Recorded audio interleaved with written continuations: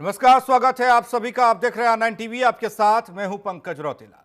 आपदा की घड़ी है और हर कोई गरीब मजदूर लोगों की मदद करने के लिए आगे आ रहा है। सरकार ने जरूरतमंद लोगों के खाने के लिए बड़े स्तर पर कम्युनिटी किचन की व्यवस्था की है, लेकिन इससे बड़ा गुनाह क्या होगा कि इन कम्युनिटी किचन में राशन सप्लाई करने वाली कंपनी राशन में ही मिलावट का रंग मिला दे। क्या गरीब के निवाले को भी ना बख्शने वालों को बख्शा जाना चाहिए? आओ आज इसी मुद्दे पर बात करें, चर्चा आगे बढ़ाएंगे। अमिताभ अग्निहोत्री जी, R9 टीवी के एडिटर इन चीफ, स्वागत है सर आपका। धन्यवाद। एक रिपोर्ट हम आपको पहले दिखा रहे हैं।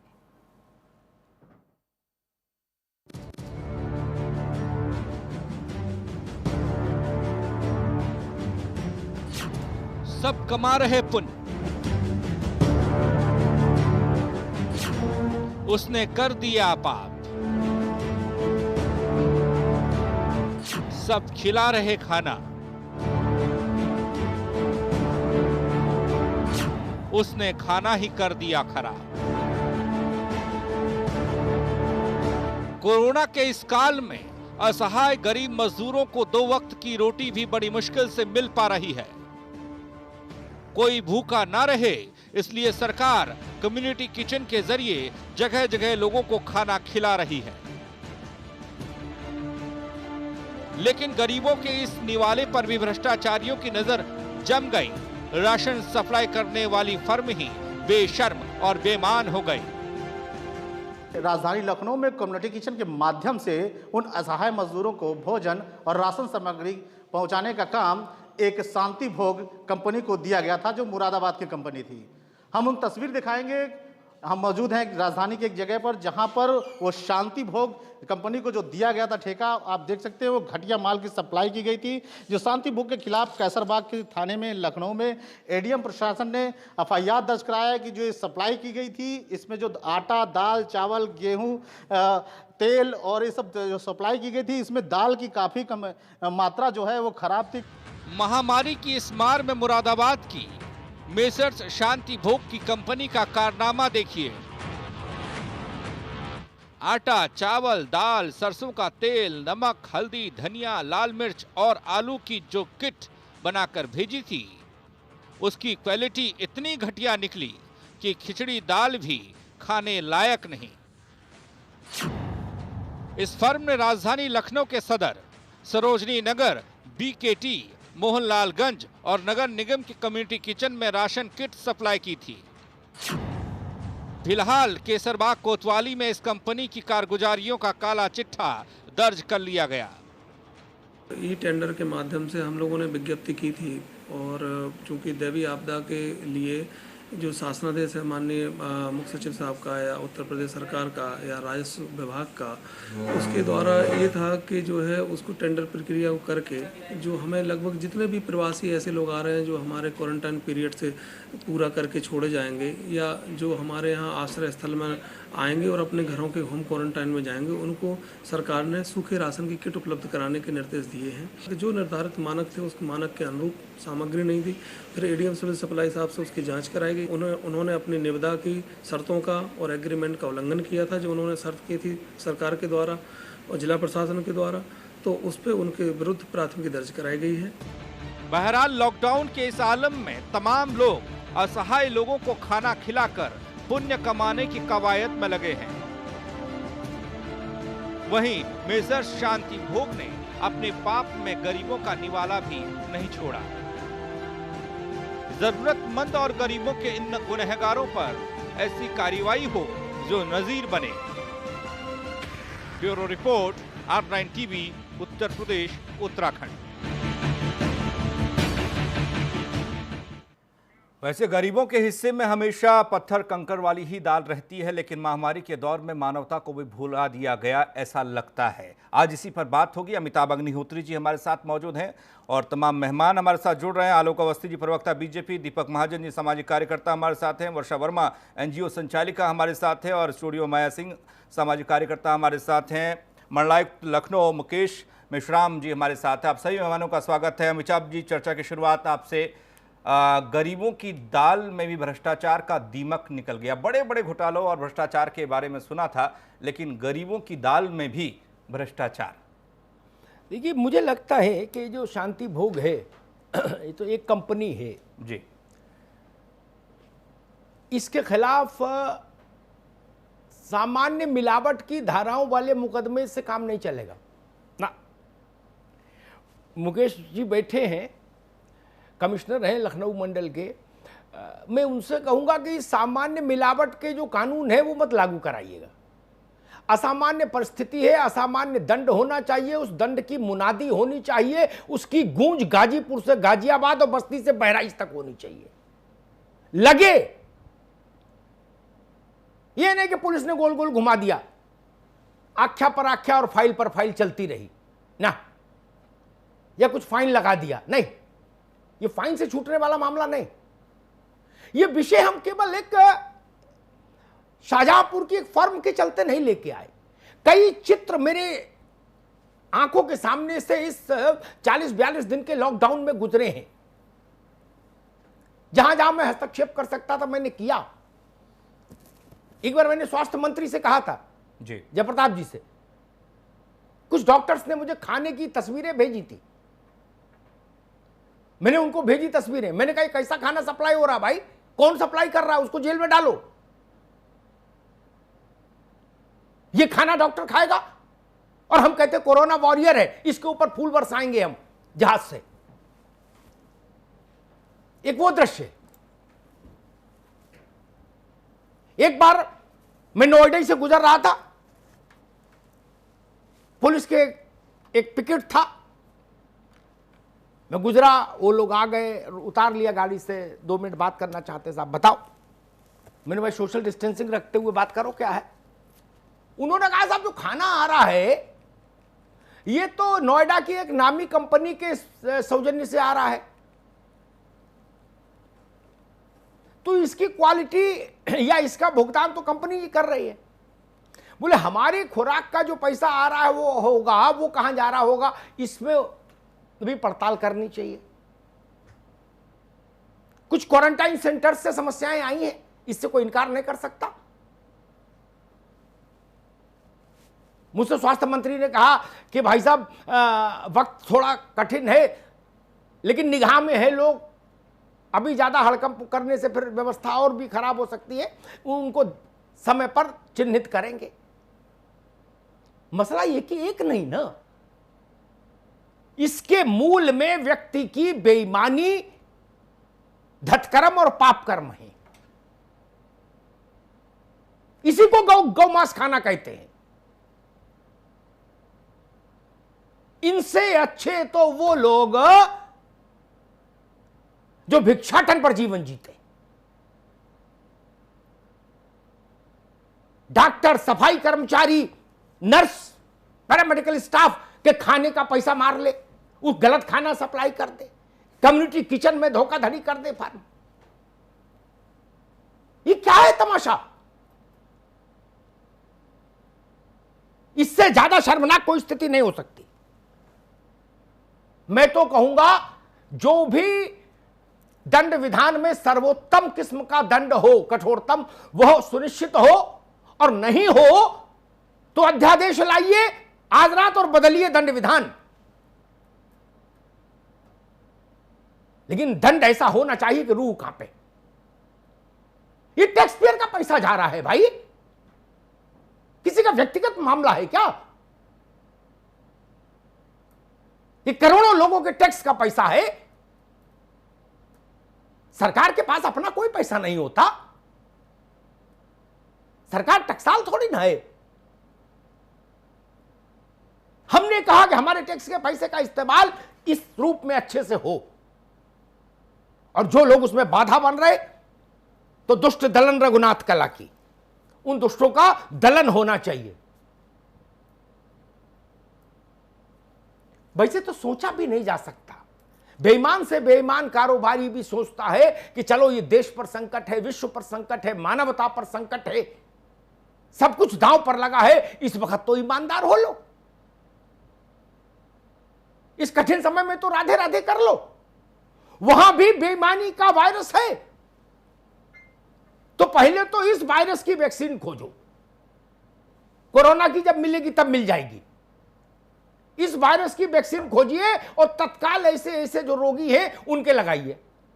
चाहे पुलिस को खाना सप्लाई कर रहा हो, चाहे कम्युनिटी सेंटर को सप्लाई कर रहा हो, कम्युनिटी किचन को, चाहे कहीं सप्लाई कर रहा हो, चाहे राशन किट सप्लाई कर रहा हो।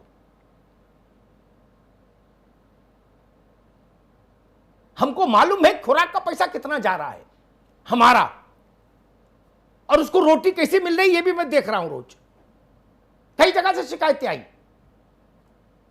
मेरे पास वो डिटेल भी है। मुकेश जी से अभी बात करूंगा तो समझूंगा क्वारंटाइन सेंटर में पर व्यक्ति खर्चा कितना कागज में है, फिर वहां कोई कमी कैसे रह जाए। फिर आगरा में ऐसा कैसे हो कि जंगले से ऐसे फेंक दिया जाए खाना। हमने खबर चलाई 2-4 बाबू बाबू सस्पेंड हो गए, ठीक है, सस्पेंड से काम नहीं चलेगा। इन पर लगे गैंगस्टर, इन पर लगे राष्ट्रीय सुरक्षा कानून। मुकेश मेश्राम जी, आपकी सक्रियता मैं देखता हूं,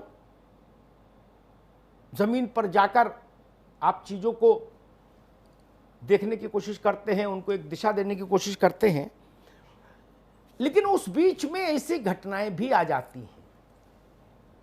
और ये मसला केवल लखनऊ मंडल का नहीं, मैंने तो उत्तर प्रदेश भर की तमाम छोटी बड़ी घटनाओं का जिक्र किया, जिन घटनाओं में बाबूशाही की बेईमानी ने प्रदेश का चेहरा झुका दिया।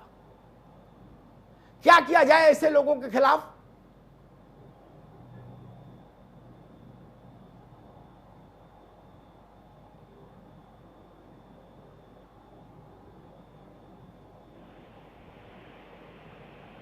मुकेश जी, आप तक आवाज पहुंच रही है? हेलो, हाँ जी, हेलो, हाँ नहीं, आवाज आ रही है मुकेश जी? आपने बिल्कुल सही कहा। यह जो आपदा, हाँ आवाज आ रही है। मैं वो ये कह रहा था, आपदा जी है, जी जी जी हाँ कहिए जी। यह जो आपदा है, इस समय सभी लोगों को अपनी अपनी जिम्मेदारियां और समझ करके किस तरीके से एकजुट होकर के इस राष्ट्र के समक्ष जो बड़ी चुनौती है उसका सामना करें, इसके बारे में वास्तव में विचार करना चाहिए। चाहे वह कोई भी तंत्र हो या किसी भी तंत्र से जुड़ा हुआ व्यक्ति हो, और इसमें प्रत्येक की अपनी भूमिका है, क्योंकि यह एक बड़े मानव समुदाय के प्रति हम सबकी चिंता है।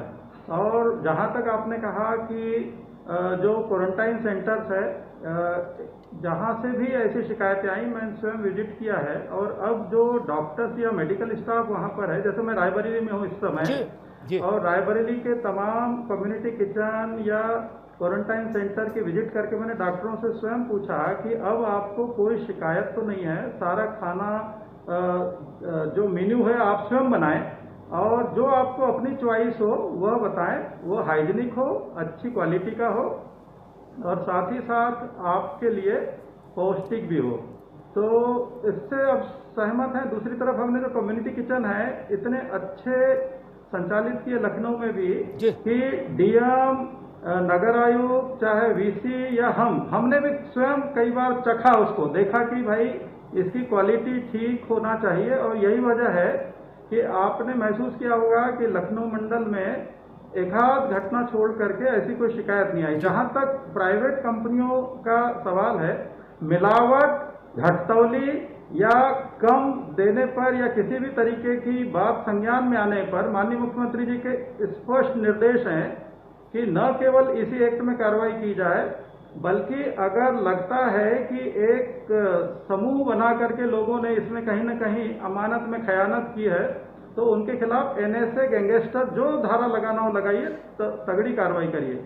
दूसरी तरफ संक्रमण फैलाने वालों के लिए भी जो अध्यादेश सरकार ने खास तौर पर लाया है कि उसके लिए एक लाइफ इम्प्रिजनमेंट का दंड बेहतर तरीके से उनको समझ में आ जाना चाहिए कि समाज को हम ऐसे ही नहीं छोड़ सकते हैं। संक्रमण फैलाने वाले हों, चाहे इस दौर में किसी भी प्रकार का आपराधिक कृत्य करने वाले हों, उनसे सख्ती से निपटा जाना हम सबको बहुत ही तत्काल पता चल जाना चाहिए। जी, इसमें दो तरह की समस्याएं हैं मुकेश जी। एक तो है व्यापारिक तंत्र, आउटसोर्सिंग में जो सप्लाई कर रहा है।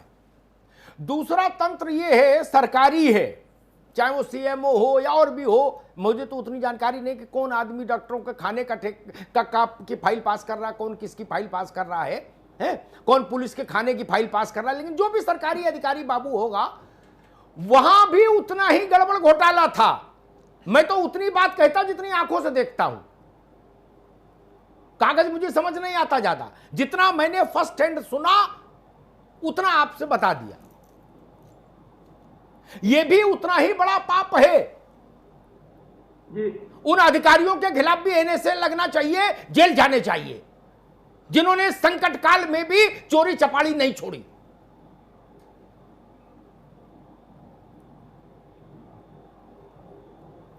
जी, आपसे मैं सहमत हूं कि ऐसे वक्त में कड़ी कार्रवाई होनी चाहिए और सबक लोगों को जरूर मिलना चाहिए, क्योंकि जहां पर हम कोरोना जैसे वायरस से लड़ रहे हैं, वहीं इसी का एक साथी समझ लीजिए जो करप्शन जैसा बड़ा वायरस हमारे समाज में और सारी व्यवस्था में व्याप्त है, इसको भी अगर हम साथों साथ निपटा दें तो संभवतः इस पूरे तंत्र में और इस देश में एक अच्छा वातावरण हम सृजित कर सकते हैं, पूरी प्रशासनिक और सामाजिक व्यवस्था को बेहतर कर सकते हैं।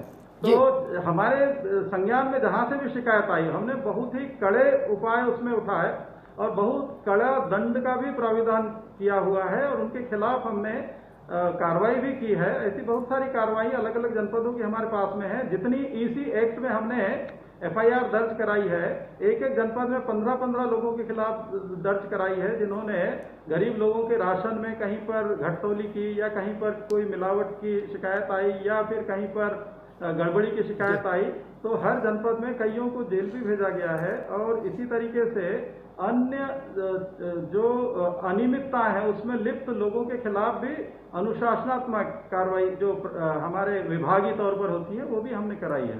जी, हम उम्मीद करते हैं कि कोरोना का वैक्सीन के लिए शायद हमको अमेरिका, इटली, इजराइल इनकी ओर देखना पड़ रहा हो, लेकिन ये जो चोरी चपाड़ी करने वाले लोग हैं, इस वायरस के लिए तो वैक्सीन बनाने के लिए हम खुद ही सक्षम हैं।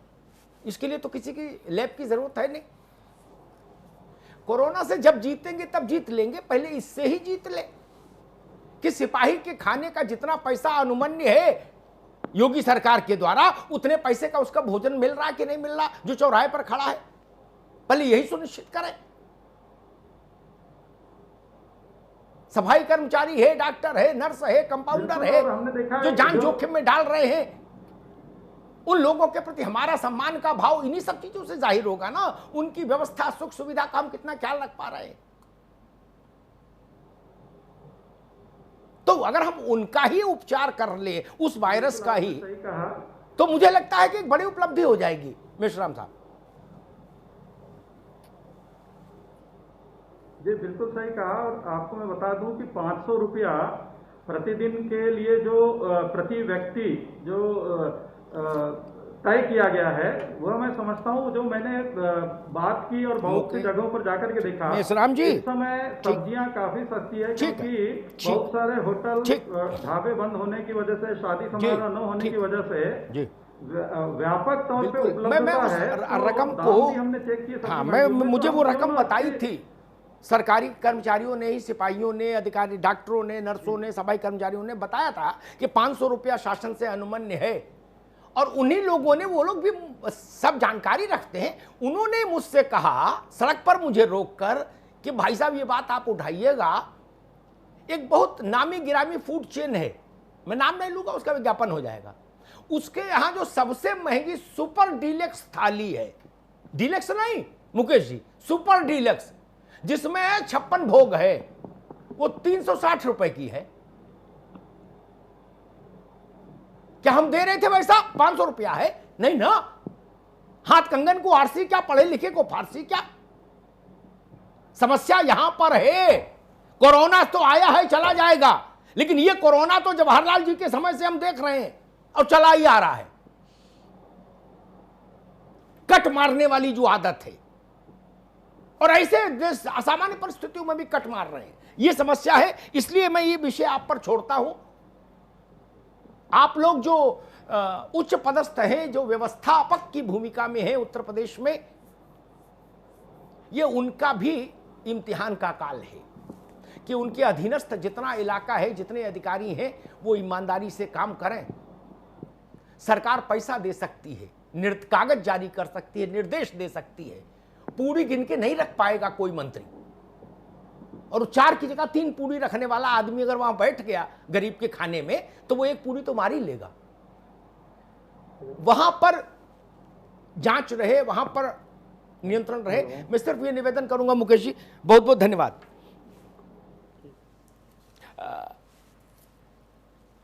दीपक महाजन, आप एनजीओ की व्यवस्था से जुड़े हैं, इस तरह के कामों में रहते हैं, ये बताइए सरकारों से जितना पैसा चलता है उसमें से एक बड़ा हिस्सा सामान्य परिस्थितियों में तो खा लिया जाता है, तो हम लोग जानते ही थे, लेकिन ऐसी विचित्र परिस्थिति में भी खा लिया जा रहा है। 4 में से 1 पूरी निकाल ली जा रही है।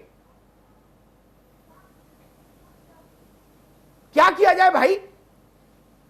बिल्कुल सही कह रहे हैं, ये व्यवस्था पे बहुत करारी चोट है। लोग कफन से भी उसमें से कपड़ा चुरा लेंगे, ऐसी व्यवस्था बन गई है। इस समाज में जब मानव भुखमरी के कगार पर है, तब भी लोग इसमें चोरी चमारी पे नहीं बाज आ रहे। जो ये फर्म है, इसको ये सजा मिलनी चाहिए कि 1 महीने तक इसके सप्लाई किया हुआ राशन इसके परिवार को खिलाया जाए, तब इसको समझ में आएगा ये चोरी चमारी क्या होती है। ये कौवे देखिए, जब कौवे के किसी कौवे को जब कोई चोट लगती है तो सारे कौवे इकट्ठे होकर उसकी मदद करते हैं। लेकिन ये हमारा मानव समाज है कि जब भी कोई ऐसी घटना आती है, जब कोई मुसीबत की घड़ी आती है, लोग दुगने तिगने दामों में सामान बेचना शुरू कर देते हैं, अपना घर भरना शुरू कर देते हैं। ये हमारे समाज की बहुत बड़ी विडंबना है कि हम मानव होते हुए एक दूसरे मानव की हम सेवा नहीं कर पाते, उसकी मदद नहीं करते, हम उसमें भी लूटने खसूटने की कोशिश करते हैं। तो इनको तो फांसी पे चढ़ाने चाहिए जो खाने पे मिलावट करते हैं। जैसा मैंने बताया कि इनके परिवार को पूरा 1 महीना इनका खिलाया ही है इनके। और ये आप समझ लीजिए कि मुरादाबाद की एक फर्म को लखनऊ का राशन का ठेका कैसे मिलता है, ये आप अमिताभ जी पत्रकार हैं, समझ सकते हैं। वो एक हमारे मित्र हैं दीपक, रोकेंगे आपको, बाकी मेहमानों को भी बीच में। हमारे एक मित्र हैं, हिंदी के बड़े लोकप्रिय गीतकार हैं विष्णु सक्सेना, उनका एक गीत है, उस गीत में वो कहते हैं, वही मैं आपसे कहता हूं, तुम भी समझ रहे हो हम भी समझ रहे हैं ठेका कैसे मिलता। मैं वर्षा के पास चलूं, उससे पहले दीपक ने जो एक बात कही उस पर एक बात कह दूं। आलोक अवस्थी जी भी जुड़े हैं, तब वो बात कहना बहुत जरूरी है। एक लल्लू जी हैं, प्रयाग में जितने कुंभ हुए सबका ठेका उन्हीं को मिला, सरकार कोई रही हो। कौन से कुंभ में कौन आईजी था, कौन कप्तान था, कलेक्टर को नहीं याद होगा, इलाहाबाद के लल्लू जी से पूछ लो, उनकी डायरी में लिखा है, नाम पता और डिटेल बाकी वाला भी लिखा है जो नहीं बताना चाहिए। किसी ने पूछा कि भाई लल्लू जी ही क्यों? नहीं पूछा ना, पता करवा लीजिए मेरी बात। नारायण दत्त तिवारी से तो मुझे याद है, बाकी का तो छोड़ दो। हो सकता है लल्लू जी के बाप भी अगर ये काम करते होंगे तो गोविंद बल्लभ पंत के समय से भी ठेका उन्हीं के पास होगा, जांच करा लीजिएगा ना। तो हम भी समझ रहे हैं, तुम भी समझ रहे हो, ठीक है। वर्षा वर्मा, मसला वही, दाल में कंकड़ मिला दो, आटा कीड़े मकोड़े वाला से पीस दो, गरीबी और अफरा तफरी का माहौल है, चल जाएगा। 4 पूड़ी में से 1 पूड़ी मार लो, घी थोड़ा गंदा किस्म का इस्तेमाल कर दो, महंगे घी का पर्चा लगा दो। ये खेल तो चल रहा। निचले स्तर के सरकारी कर्मचारी और आउटसोर्सिंग वाले कारोबारी सब गंगा नहा रहे। क्योंकि अगर कोई मुझसे ये खड़ा होकर कहे कि बिना सरकारी कर्मचारियों की मिली भगत के कोई ऐसा सप्लाई कर जाए, तो भाई साहब बाबा रामदेव का अनुलोम विलोम शीर्षासन भी करके खड़े हो जाओगे, मैं मानूंगा नहीं ना। मेरा भी तजुर्बा इसी सूबे का है। सहमत हूं आपकी बात। वर्षा वर्मा, क्या ऐसा संभव है कि जिला खाद्य आपूर्ति अधिकारी, बिल्कुल सर, जिला सहमत। तहसीलदार, जो भी विभाग है जो ये सब खरीद फरीद इसको देख रहा हो, ये सब जालसाजी का काम, वो उन लोगों के बिना सहमति के कोई ऐसी दाल दे सकता है क्या? ऐसा आटा चावल दे बिल्कुल सकता है सर, क्या? सहमत हूँ आपकी बात से, जितनी दुनिया देखी है। जी नहीं सर, बिल्कुल सहमत हूँ आपकी बात से, जितनी दुनिया हम भी देख रहे हैं, आप भी समझ रहे हैं, हम भी समझ रहे हैं। बहुत खूबसूरत पंक्तियां भी आपने इन पर बोली हैं, और ये जघन्य अपराध है कि श्रेणी में आता है ये काम, और बड़ा ही शर्मनाक है ये कि हम ऐसे डिबेट में आपके सामने हैं आज कि एक ऐसी छोटी, ऐसी तुच्छ बात हो रही समाज में, जब ये देश पर इतनी बड़ी विपदा जब आई हुई होती है, तब हर व्यक्ति अपने घर का भी खजाना खोल देता है। और उस समय अगर कुछ भेड़िए ऐसे हमारे समाज में बैठे रहें जो अपनी आदत से बाज नहीं आए, भेड़िए भी है, लोमड़ी भी है, सब है भैया। और उन लोगों को अपना भविष्य, उनको अपने भविष्य के बारे में नहीं, उनका अपने देश के भविष्य के बारे में उनको नहीं समझ में आता है। बिल्कुल बहुत बड़ी उनको सजा मिलनी चाहिए, और एक ऐसी सजा मिलनी चाहिए जो सबके लिए एक सबक के तौर पर हो। नजीर बने। यहाँ पे दो बातें और हैं, बिल्कुल नजीर बने। मुझे जहां तक आंकड़ों का पता है, मुझे ये पता है कि लखनऊ में सिर्फ एक टेंडर पास हुआ है और 630 रुपए की कॉस्ट आ रही है। तो हम यहाँ पर ये सवाल भी उठता है कि 630 रुपए की कॉस्ट क्या जायज है? वो उतना राशन मिल रहा है गरीब आदमी को या नहीं मिल रहा है? और मैं आपको एक बात और बता दूं, हम जो सोशल वर्कर हैं, हम लोग ही हैं जो हम लोग सामने आए हुए हैं। इतनी विषम परिस्थितियों में इतना खतरा मोल लेकर के हम लोग गरीबों तक हम लोग भोजन पहुंचा रहे हैं, जो कच्चा राशन पहुंचा रहे हैं, ये चीज़ें पहुंचा रहे हैं हम लोग अपनी जान को हथेली पे रख करके। और कुछ मुट्ठी भर लोगों की वजह से हम लोगों का, हमारे बाकी जो जितने भी सोशल वर्कर हैं, उनका हौसला कितना टूटता है, वो कितने बदनाम हो जाते हैं एक मुट्ठी भर लोगों की वजह से। मेरे हिसाब से बहुत बड़ा जघन्य अपराध है, इनको बहुत कड़ी से कड़ी सजा। फिर सारे सवाल लेके आलोक अवस्थी के पास चलूं, वो सरकार के प्रतिनिधि है, सरकार की पार्टी के प्रतिनिधि है, मतलब हाँ। माया सिंह जी, आपसे मेरा सवाल, क्या ऐसा संभव है कोई भी सप्लाई, कोई भी सामान जब सरकार की व्यवस्था में इन होता है तो कोई ना कोई सरकारी मुलाजिम, बाबू, अधिकारी उसका मुआयना करता और मोहर लगाता कागज पर कि सामान का निरीक्षण किया, ये ठीक पाया गया, गुणवत्ता इसकी ठीक है, और कोई 10 चिड़िया बनाता है, उसमें मोहर लगती है, तभी ना पैसा मिलता है। ऐसा तो है नहीं कि आके बोरा उतार के चला गया आदमी कलेक्ट्रेट में, कोई मोहर लगाता है ना उस पर, एक बाकायदा प्रोक्योरमेंट की एक विधि है। जी सहमत। उनको बिना मिष्टान्नम मधुरम प्रियम चढ़ाए ये कंकड़ वाली दाल इन कैसे हो जाएगी?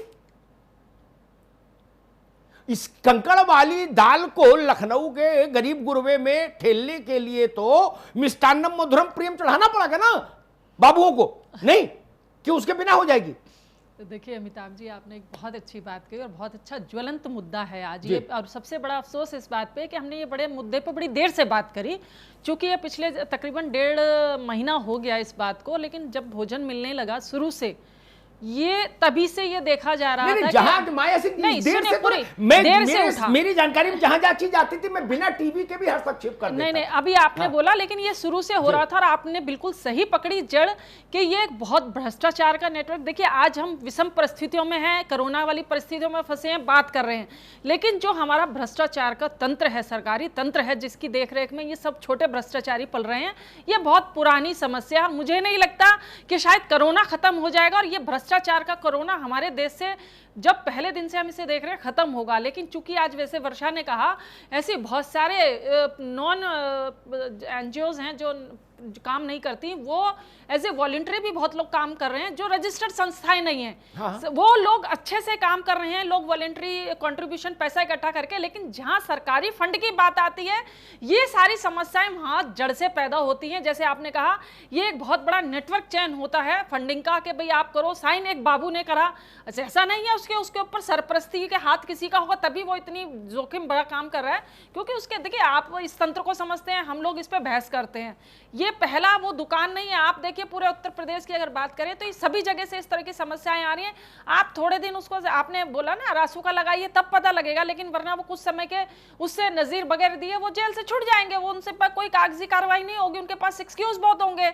आप करवा के देख लीजिए, अगर आप भी हैं या हम भी हैं, दोबारा बहस कर लीजिएगा अगर कुछ आ जाए कि जैसे आपने कहा हमने कंप्लेंट करी, ये कहा कि अभी ये परिस्थितियां निकलने दे, ये हड़कंप मच जाएगा। जब ये, अरे आप समय निकल गया ना, जब समय रहते आपने 1 महीने में उस पर कार्रवाई नहीं करी, लोग कब से उस भोजन की तकलीफ को झेल रहे हैं, उसकी आपसे शिकायतें कर रहे हैं। आज एक चूंकि मुद्दा संज्ञान में आ गया, आपने उसको उस पर ले लिया अपने चैनल के माध्यम से या किसी के माध्यम से, तो वो बहस हो रही है। वरना तो शिकायतें बहुत समय से थी, किसी ने उसका संज्ञान लिया। इतने बड़े अधिकारी हैं, जिसके पास आप जाएं वो 2 और दुत्कार के भगा देते हैं। मैंने बहुत सारे ऐसे, पीछे भी एक बहस करी थी, एक बुजुर्ग महिला खाना मांग रही थी और हापुड़ के एसडीएम साहब बड़े उड़े थे कि अरे जाइए भागिए, निकलिए, खाना नहीं है। तो ऐसा नहीं है कि आप सामने कैमरे पे कुछ और बोले, पीछे बोले। शिकायतें सबकी होती है, लेकिन उसको जब तक बहुत फुल प्रेशराइज करके उस मुद्दे को नहीं उठाएंगे, मैं नहीं समझती कि उसमें कोई बात करके हम लोग सिर्फ बहस कर लेते हैं। अगर आज पे कुछ एक सटीक कार्रवाई करके हो जाए तो दोबारा से बहस कर लीजिएगा कि हाँ किसका ये अच्छे बेहतर परिणाम निकले थे। माया सिंह, मुश्किल ये है कि हमारे इख्तियार में बहस ही है।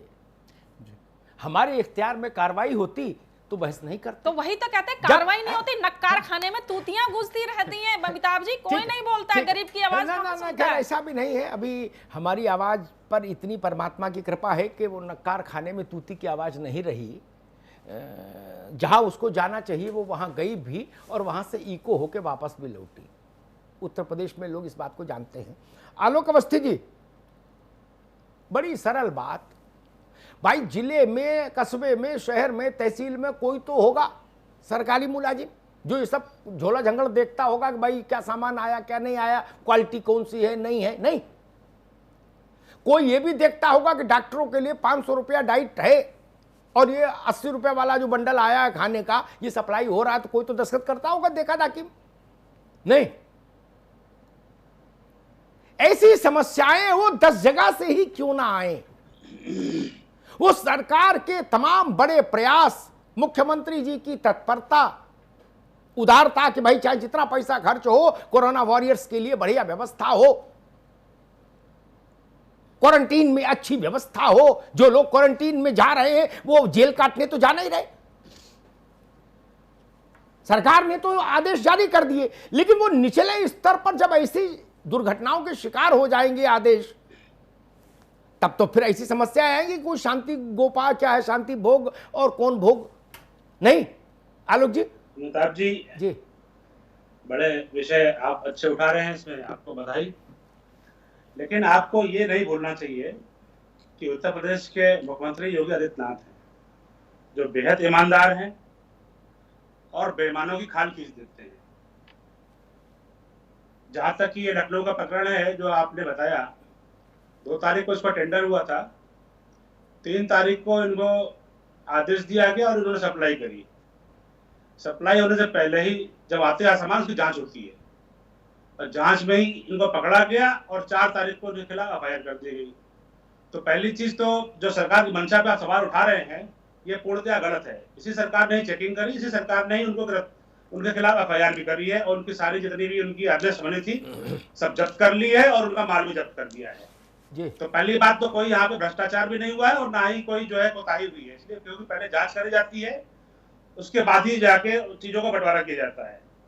तो और ये 2 से 4 2 दिन की कहानी है। 2, 3, 4 2 तारीख को टेंडर खत्म हुआ है, 3 को वर्क ऑर्डर मिला है, माल सप्लाई आया है, 4 तारीख को चेकिंग करी गई, गलत पाया गया, तुरंत उनके खिलाफ एफआईआर करके उनको ब्लैकलिस्ट किया गया है, तो कहीं काम भी नहीं कर पाएंगे और सुसंगत धाराओं में उनके खिलाफ एफआईआर की गई है। मैं आपके माध्यम से ये भी कहना चाह रहा हूँ अमिताभ जी, हमारी सरकार के सभी अधिकारी, सभी डॉक्टर, सभी शिक्षाविद, सभी जितने भी स्वास्थ्य कर्मी हैं, पिछले 45 से 50 दिन से लगातार 24 घंटे काम कर रहे हैं। यहाँ तक कि आपने ये भी दृश्य देखे होंगे कि जो महिला पुलिस जो कर्मचारी हैं, दूध में बच्चों को भी अपनी गोदी में रखकर के छाती से चिपका करके अपनी ड्यूटी का निर्वहन कर रहे हैं, क्योंकि इस आपातकाल में, महामारी में जनता के खिलाफ कोई जो है कोई कमी ना होने पाए। आपको पता है इस महामारी की तैयारी पूरे विश्व में किसी भी देश में नहीं थी, हम भी इससे अछूते थे। हमारे पास एक भी पीपीई किट नहीं थी देश के अंदर। आज 2 लाख से अधिक पीपीई किट पर डे देश में बन रही है। हमने अपने प्रदेश के अंदर 18 करोड़ से अधिक लोगों को 2 महीने लगातार फ्री राशन दिया है। तीसरे महीने का आदेश फिर मुख्यमंत्री जी ने दे दिए हैं कि आप राशन बांटना शुरू कर दीजिए। राशन बंट रहा है फ्री में। श्रमिकों को 1000 रुपया प्रति माह दिया जा रहा है उनके भरण पोषण का खर्चा। 15 लाख से अधिक श्रमिकों को ग्राम पंचायतों के माध्यम से हमने रोजगार भी दिया है कि जो लौट करके आ रहे हैं हमारे कामगार, उनको खाली बैठने का नाम उनको काम मिल जाए। औद्योगिक इकाइयों को चलाया गया है। आप 64,000 MSME की औद्योगिक इकाइयां प्रदेश में चला दी गई हैं और 15,294 बड़े औद्योगिक इकाइयों को चला दिया गया है, जिससे लाखों लोगों का रोजगार हो रहा है जी। तो सरकार की मंशा यही है कि गरीब तक राशन पहुंचे, कोई भूखा ना रहे, और जो हमारे पास व्यवस्था है 100% हम उसका उपयोग जनता के कल्याण के लिए कर रहे हैं। इसलिए हमारे मंशा का सवाल उठाना चाहिए। ठीक ठीक। आलोक अवस्थी ने जितनी बातें कही उस पर 2 टिप्पणी करना बहुत जरूरी है। आलोक अवस्थी जी को समझना होगा, सरकार अलग चीज है, एडमिनिस्ट्रेशन अलग चीज है, दोनों एक नहीं होते। सरकार का मतलब है पॉलिटिकल लीडरशिप, उस पर सवाल नहीं उठा रहे, लेकिन उसकी सीमाएं भी हम जानते हैं पॉलिटिकल लीडरशिप की। गोंडा में डॉक्टरों को खाना आप नहीं दे जाए, वहां केशव प्रसाद मौर्य थोड़ी ना जाके टिफिन बनाएंगे, कितने शर्मा बनाएंगे? वहां बनाएगा तहसील का आदमी, राजस्व विभाग का। मेरी बात पर सवाल खड़ा करने से पहले चिंतन होना चाहिए, मनन होना चाहिए। मैं वहां की बात कर रहा हूं। यही बात मैंने कहा था उनको, जयप्रताप को, स्वास्थ्य मंत्री को, और फोटो भेजे थे मैंने कि ये खाना भेज रहे हैं डॉक्टर्स के लिए। किस पर सवाल उठाऊं? किस पर सवाल उठाया जाएगा? ये सवाल ही नहीं उठेगा। सवाल तो उठेगा अगर मुझसे नोएडा में पुलिस के लोग पूछ रहे हैं कि मेरे लिए 500 रुपए प्रतिदिन का खाना है और खाना मुझे आ रहा है SCL के तरफ से, तो पैसा कहां जा रहा है? पुलिस लाइन से सवाल नहीं होना चाहिए? और शांति भोग हो चाहे राजभोग हो, क्यों नहीं सवाल उठेगा? उठना चाहिए। लोकतंत्र में सवाल उठने ही चाहिए। क्या क्वारंटाइन सेंटर में खाना फेंक कर नहीं दिया गया, पॉलीथिन में पैक करके? नहीं मित्र, अच्छे की तारीफ और जहां गड़बड़ी हो उसको सबके सामने लाना, ये एक सामाजिक दायित्व है, इसका निर्वहन होना चाहिए। राजनीतिक पार्टियों की अपनी भूमिका है, हमारी अपनी भूमिका है। हम राजनीतिक पार्टियों की भूमिका में नहीं आ सकते ना आना चाहते हैं कभी। हमको मालूम है। खैर, दीपक महाजन जी आएंगे, आलोक जी आएंगे आपके पास, आएंगे। मैं कोई बात कहूंगा तो लाख बार ठोक बजा कहूंगा मित्र, है ना? निचले प्रशासन के लिए बड़ा मुश्किल पैदा हो जाएगी। अमिताभ जी, आपकी मंशा पे कोई सवाल जो जिले चला रहे हैं और आपकी भावना पर भी कोई सवाल नहीं है। चेहरे खराब हो जाएंगे जो जिले चला रहे हैं लोग उनके। हाँ, मुझे अवसर दे दीजिए, मैं इसी तरह में बात हो जाएगी जो आप कह रहे हैं। ठीक है ना? मैं बता दूंगा कि आपने क्या रेट लगाया केले का और कौन सा केला खरीद के बांटा है। तब देखिए अमिताभ जी, ऐसा है कि ये तमाम चीजें हैं, बड़ी नाजुक चीजें हैं, इसलिए इनमें सबसे बेहतर यही है कि निचले प्रशासन को दुरुस्त रखा जाए। इस जिले में उलझना ठीक नहीं कि सब कुछ ठीक है ना, उसको मानिए। और निचला प्रशासन, डिस्ट्रिक्ट जो लोग चला रहे हैं, मूल वो लोग हैं। प्रमुख सचिव राजस्व, प्रमुख सचिव फलाने तो कुछ भी लिख के भेज दिया, चल लागू तो तहसीलदार करा रहा है लोनी में। अमिताभ जी अवसर दीजिए, मैं बात करना चाहता हूं। सीओ कर लागू करा रहा है ना। आप जो बात कह रहे हैं मेरे पास उसके साथ जवाब है। ठीक है, अच्छी बात है, आएंगे आपके पास, आएंगे। दीपक महाजन, एक कागज लखनऊ से चला, लखनऊ से चलता है कागज, ठीक? सामान आता है जिले में और बंटता है जिले से। पूड़ी हो, कचौड़ी हो, राजमा चावल हो, जो कुछ हो, कपड़ा हो, लत्ता हो, जूता हो, चप्पल हो, मोमबत्ती हो, अगरबत्ती हो ना, लखनऊ से तो बंटता नहीं, जिले से बंटता है। वहां अगर सही से छन्नी नहीं लगी तो ऐसी गड़बड़ियां तो आती है। दीपक महाजन, जी बिल्कुल आप सही कह रहे हैं कि जो व्यवस्था पहुंचती है, जैसे राजीव गांधी जी ने कहा था कि 100 रुपए भेजिए तो 10 रुपए पहुंचते हैं, ठीक इसी प्रकार एक पहला मुद्दा आपने उठाया था कि सबको राशन मिले, कोई भूखा ना रहे। उसमें मैं लखनऊ की स्थिति बताना चाहूंगा कि जो बाहर प्रदेश से मजदूर आए हुए थे, जो गरीब थे, जिनकी पहुंच नहीं थी, जो तहसीलदार थे या ग्राम प्रधान थे या सभासद थे, उन्होंने अपने लोगों की लिस्ट बनाई और उन्हीं लोगों को राशन मिला। जो बाहर प्रदेश के लोग आए थे, छत्तीसगढ़ के लोग हैं, मध्य प्रदेश के लोग हैं, उनका नाम नहीं लिखा गया क्योंकि वो वोटर नहीं है। ये ज्वलंत समस्या है हमारे देश की कि 100 रुपए अगर हम समाज के लिए निकालते हैं तो वो 10 रुपए पहुंचते हैं। ये राजीव गांधी कह चुके हैं और इसका प्रत्यक्ष उदाहरण है कि आपके सामने ये कंकड़ वाली दाल और ये बगैर गली हुई दाल जो नहीं गल रही इनकी, और ये सारी चीजें जितनी मिलावटी चीजें मिल रही है ना, ये सारी उसी का उदाहरण है कि संकट की घड़ी में हम चाहे मर जाएं, हमें नहीं पता कि हम कितने लोग जिंदा रहेंगे, लेकिन हम अपना घर भर लें, खानी 2 रोटी है लेकिन समझ में नहीं आता, ऊपर जाएंगे क्या जवाब देंगे किसी को। लेकिन ये व्यवस्था हमने बना ली है कि हम कुछ भी हो जाए, मर भी रहे होंगे तब भी हम कहेंगे कि ये 100 रुपए तुम्हारे देने चलाने के लिए 90 रुपए ले लो, 10 रुपए ऊपर ले जाएंगे। ये हमारे देश की व्यवस्था बन चुकी है। मानवीय चरित्र की बड़ी समस्या है। दीपक, माया सिंह, बिहार में एक डीएम साहब थे, मैं नाम नहीं लूंगा, उनका बड़ा डंका बजा, बोले अवतारी हैं, ये प्रगटे हैं, जन्मे नहीं है, इनका प्राकट्योत्सव होगा। बाढ़ में उन्होंने वैश्विक मानक तय कर दिए राहत के। टाइम्स मैगजीन ने उनका फोटो छापा, टाइम्स मैगजीन ने। मैं भी प्रभावित हुआ, मैंने कहा भाई ये तो नौजवान बड़ा काबिल है, इतना ईमानदार। 3 महीने बाद कागज पत्तर बाहर आए तो उनका चेहरा ही खराब हो गया। सबसे व्यापक और विशद घोटाला करके भैया निकल लिए थे। यह स्थिति होती है जाट जिले में। क्या करेंगे इस पर? अगर सतत निगरानी नहीं रहेगी तो गरीब के नाम का जो पैसा लखनऊ से सैंक्शन हुआ वो उस तक कैसे मिलेगा?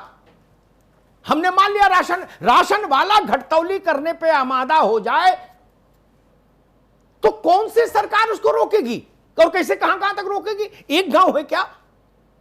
देखिए ये बात है, अभी अवस्थी जी ने बोला, योगी जी हैं बहुत ईमानदार हैं, इसमें कोई दो राय नहीं है। लेकिन जिस तरह से आपने बोला कि जिले स्तर पर जो शासन चलाता है, पॉलिटिकल पार्टीज नहीं चलाती, जो हमारा प्रशासनिक अधिकारियों प्रशासन तंत्र है वो इस तरह की व्यवस्था को देखता है। और वहाँ सबसे बड़ा ज्वलंत मुद्दा है भ्रष्टाचार का, और इसमें कोई दो राय नहीं है। जैसे अभी दीपक ने कहा कि मैं तो पहले से कहती रही हूँ और मैंने बहुत बार कहा कि भाई भोजन बटेगा तो ये हाल होगा कि बंदर बांटे रेवड़ी और अपनों को दे। तो ये बहुत समय से हम देख रहे थे इस तरह की व्यवस्था। देखिए आपने बोला एक तय पैमाना फिक्स होता है पर व्यक्ति पर डे मील का, उसमें उसका 3 टाइम मील आता है और वो इतना सक्षम होता है कि उसमें उसको मांस अंडा वगैरह सब आप दे सकते हैं। और उसके बावजूद अगर इतने पैसे में अगर आप उसको एक संतुलित शुद्ध शाकाहारी भोजन भी नहीं दे पा रहे हैं तो इसका मतलब वो पैसा जा कहाँ रहा है? इसका मतलब कहीं ना कहीं कटिंग और फिटिंग कहीं विशेष रूप से तय हो जाती है और ये एक सिस्टम के तहत स्लैब वाइज सीढ़ियां वाइज तय हो जाता है कि भाई सबके किस्से में कितना जाएगा। तो कुल मिला के सबको पता है, जैसे आपको भी पता है हमें भी पता है, आपने एक पंक्ति कही विष्णु जी की, तो कुल मिला के हम ये बात करें कि अगर इस तरह की समस्याएं पहले दिन से हैं, अगर आपको अवस्थी जी ये देखना होगा कि भाई ठीक है पॉलिटिकल पार्टियां आप है लेकिन शासन तंत्र वो कमजोर है, जिन अफसरों के मुंह से हमने सुना है कि ये आते हैं 4 साल 5 साल राज करते हैं, चले जाते हैं, बैठना तो हमने है चलाना तो हमने, ये लोग भी हम पर निर्भर हैं, ये लोग भी हम पर निर्भर हैं, हम इन्हें जो आईना दिखाएंगे ये उसके तहत कार्य करेंगे। तो कुल मिला के जो प्रशासन तंत्र इस तरह की सोच रखता है, आप सोचिए किस तरह से आप कर पाएंगे और उसका खमियाजा हम जैसे कार्यकर्ता जो लोग देखते हैं, जिनके साथ हम समस्याएं सुनते हैं, गरीब वाकई गरीब लोग तबके में मर जाते हैं। वो छोटा बाबू क्लर्क बिल्कुल मर जाता है, करता कोई और है और भरता कोई और है, सूली पे चढ़ता कोई और है। ये इस तंत्र में हमने देखा है। तो अवस्थी जी कोशिश कीजिएगा कि जिस तरह से आपने बोला उससे हम सहमत है, लेकिन हाँ ये मत कहिएगा कि भ्रष्टाचार मुक्त, ऐसे नहीं है, क्योंकि बहुत सारी चीजें हम भी देख रहे हैं और आप भी देख रहे हैं और अमिताभ जी तो रोज आए दिन ये ऐसे मुद्दे उखाड़ते हैं बैठकर। तो कुल मिला के ये एक बहुत विकट समस्या है। क्वारंटीन में जो लोग हैं उनकी बहुत, खासकर आपने क्वारंटीन कर रहे हैं क्योंकि लोगों को रहना, सबको पता है कि हमने सरकारी तंत्र का क्वारंटीन रहना है, तो क्वारंटीन में अगर रहना है तो व्यक्ति विशेष को देखकर भी आप दीजिए। आपने एक क्वारंटीन में एक मैडम थी लखनऊ में, बड़ा चर्चित हुई थी, रोज आए दिन ट्वीट कर देती थी मुझे इस तरह की सुविधाएं नहीं मिल रही। आपने उसके बाद पूरा मेडिकल तंत्र ने उस पर एक प्रेस कॉन्फ्रेंस करके कि हमने ये दिया। हर व्यक्ति इतना सक्षम नहीं है अपने अपने लिए सुविधाएं मांगने में आपको एक मैडम का ना देख के पूरे तंत्र को भी देखना पड़ेगा। कहने का सत्य है कि आप समान भाव से देखें, लेकिन भोजन को के स्तर को भी उस कोशिश पे लाइए कि व्यक्ति उसको आसानी से हजम कर सके। मैं रोकेंगे, अवस्थी जी के पास चलेंगे। आलोक जी, मूल प्रश्न उतना है कि जो अंतिम सीढ़ी पर सरकारी मुलाजिम है, जिसको सीधे डिलीवरी करनी है या खरीद फरोख्त में रहना है, उसकी विश्वसनीयता असंदिग्ध होनी चाहिए, तभी 100% पारदर्शिता सुनिश्चित होगी, अन्यथा नहीं हो सकती। और आपने कहा कि क्या, तो मेरे ख्याल से रोज प्रदेश भर से 5-6 खबरें, 7 खबरें, 10 खबरें तो इसी मेरे पास जिलों से आती हैं कि कहीं सफाई कर्मियों ने नारे लगाए, कहीं नर्सों ने नारे लगाए, कहीं क्वारंटीन किए गए लोगों ने नारे लगाए, विद विजुअल, इन्हीं सब मसलों पर। मित्र जी। अमिताभ जी, देखिए, आपकी निष्ठा पे या आपकी भावना पे मेरा कोई सवाल नहीं था, जो आपने उसको पिछले उसमें आपने लिया।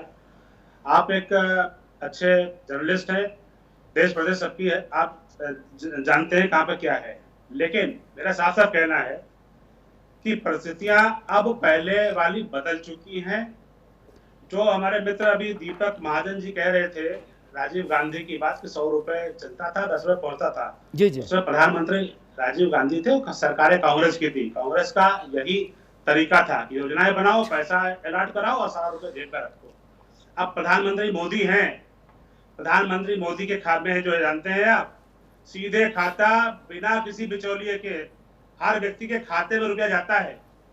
चाहे हमने जनधन खातों के जरिए महिलाओं को 500 रुपए दिया हो, सीधे उनके खाते में पहुंचा, चाहे किसानों को 2000 रुपए दिया हो, सीधे उनके खाते में पहुंचा, और चाहे हमने श्रमिकों को जो रुपया दिया है और जो हम और संसाधन अन्न दे रहे हैं, सिलेंडर दे रहे हैं, फ्री में दे रहे हैं, सीधे डायरेक्ट जा रहा है, डायरेक्ट बेनिफिट ट्रांसफर से।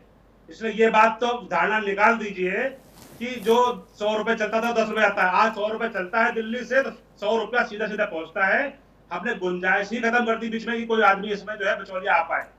हम आज धान और जहां हम गेहूं खरीद रहे हैं ना, सरकार डायरेक्ट खरीद रही है अपने क्रय केंद्रों से, और हम 1.5 लाख क्विंटल गेहूं खरीद चुके हैं, पैसा जा चुका है।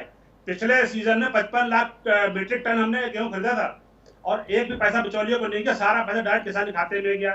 तो ये भावना निकाल दीजिए। मैं इस बात से जरूर आपको कह सकता हूं कि कोई ना कोई एक मछली जरूर तालाब में गंदी हो सकती है, लेकिन जैसे संज्ञान में सरकार के आती है, उस मछली को उखाड़ करके बाहर फेंक दिया जाता है। हमारी सरकार ने 2000 से अधिक अधिकारियों को, चाहे पुलिस के हों चाहे सिविल के हों, सस्पेंड किया है, नौकरी से बर्खास्त किया है, मुकदमे कायम हो रहे हैं, घर से वसूली हो रही है।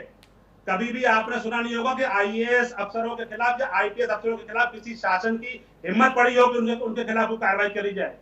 हमने बर्खास्तगी तक की कार्रवाई की है, जबरन रिटायर तक किया है। तो वो जमाने और थे जब बनने मियां फाख्ते उड़ाते थे। ये सरकार योगी जी की है और केंद्र में मोदी जी की है, जिनकी आदमी ईमानदारी से कसम खा के कह सकता है कि ईमानदार व्यक्ति हैं दोनों, और ईमानदारी से काम कर रहे हैं।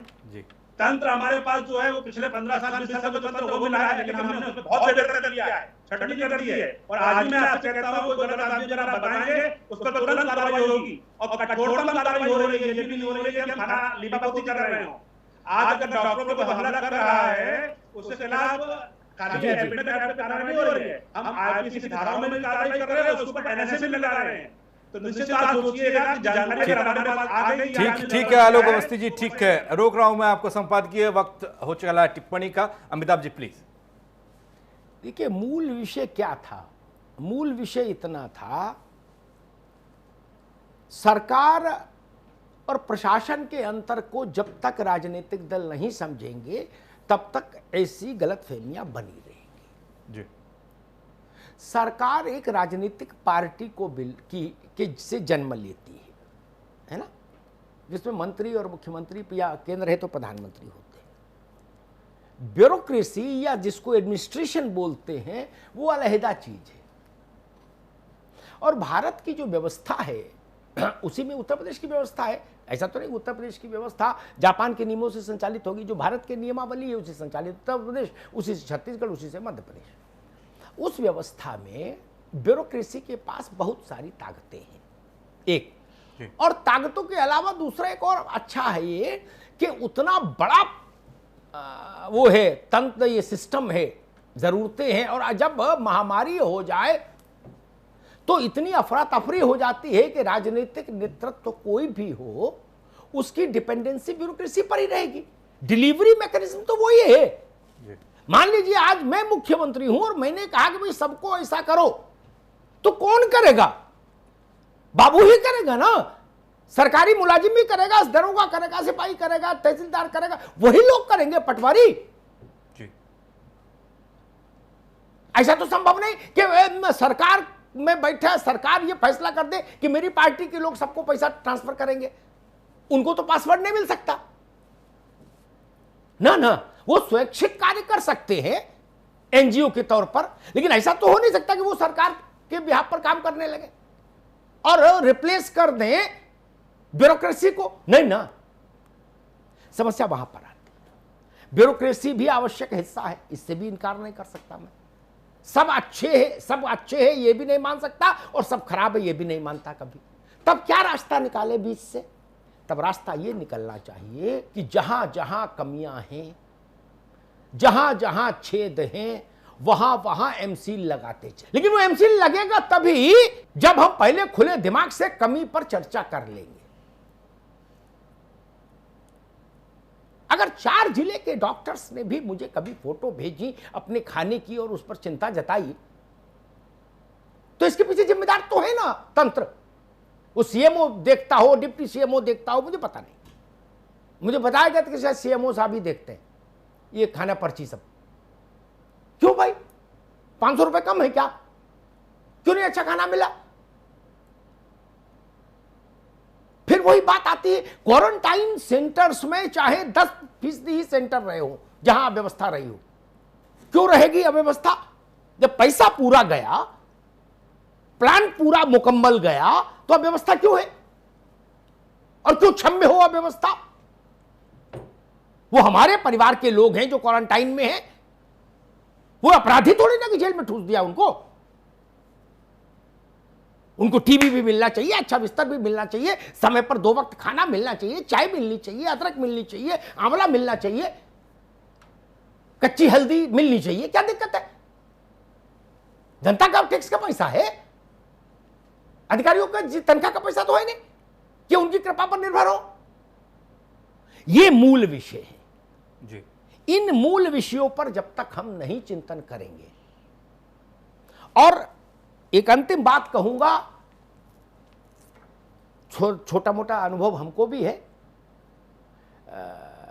पत्रकार वाजपेयी जी कहा करते थे कि भाई पत्रकार और राजनेता का जो संबंध है, राजनेता को आप दूल्हा मान लीजिए, लेकिन बाराती पत्रकार होता है, और व्यक्ति दूल्हा तो एक ही बार बनता है, बाराती तो कई 100 बारात करता है अपने जीवन काल में, है ना जी। तो हमने तो बहुत सारी सरकारें देखी, बहुत सारे व्यवस्थाएं देखी हैं। उस अनुभव के आधार पर मैं कह सकता हूं, तंत्र पर नियंत्रण सबसे कठिन काम है। तंत्र इतना विचित्र एक मकड़ जाल है, हमको आपको गोली खानी हो किसी बीमारी की तो पानी चाहिए, ये गोली मुंह में रखता है और निगल जाता है, पानी की जरूरत भी नहीं। ऐसे ही तंत्र सरकारें भी इनहेल कर लेता है जी, और जब पता लगता है तब तक हो जाती है देर। इसलिए जरूरी यह है कि न केवल सजा मिले, बड़ी सजा मिले, निर्णायक सजा मिले, और उस सजा की मुनादी भी हो, ताकि अगर एक जगह का तहसीलदार गड़बड़ करे तो वो देख बाकी प्रदेश भर के तहसीलदार को सबक जाए कि भाई उन्होंने गड़बड़ की थी, उनको इतना बड़ा दंड मिला, इसलिए अब इस ओर कभी सोचना नहीं। तब जाके ऐसे समय में ये रास्ता, क्योंकि अब हम ये उम्मीद करें कि लोगों में खुद नैतिकता आ जाएगी इतनी जल्दी, ये संभव नहीं। इस देश में इतने साधु संत, इतने धर्म ग्रंथ हो गए, उनको पढ़ के नैतिकता नहीं आई तो अब क्या आ जाएगी? केवल यह है हम सजग रहे, सचेष्ट रहे, सतर्क रहे, और जहां ऐसे व्यक्ति को पकड़े या ऐसी संस्था को पकड़े उसको निर्णायक दंड दे, सार्वजनिक तौर पर दंडित किया जाए, ताकि एक सबक पूरे बाकी जो लोग मन में ऐसी इच्छा सजोए हो कि या खुदा कुछ हमको भी ऐसा मौका दे कि मैं भी कुछ हेरा फेरी करूं, वो लोग कम से कम डरे। वर्षा, आप समय नहीं है, फिर अगले हफ्ते कभी कोई विषय रखेंगे तो आपसे बात करेंगे। धन्यवाद। बहुत बहुत शुक्रिया आलोक अवस्थी जी आपका, दीपक महाजन जी बहुत बहुत शुक्रिया, वर्षा वर्मा जी बहुत बहुत शुक्रिया आपका भी, माया जी बहुत बहुत शुक्रिया, मुकेश मेश्राम जी जुड़े थे हमारे साथ, उनका बहुत बहुत शुक्रिया, अमिताभ जी आपका बहुत बहुत शुक्रिया। तो करीब गरीब का निवाला तो छोड़ दीजिए साहब, भ्रष्टाचार का दीमक इस दाल पर लग रहा है और चुभन दिल पर हो रही है। इस खास प्रोग्राम में फिलहाल इतना ही, बाकी खबरों के लिए आप बने रहिए R9 TV के साथ, सिर्फ खबर के लिए।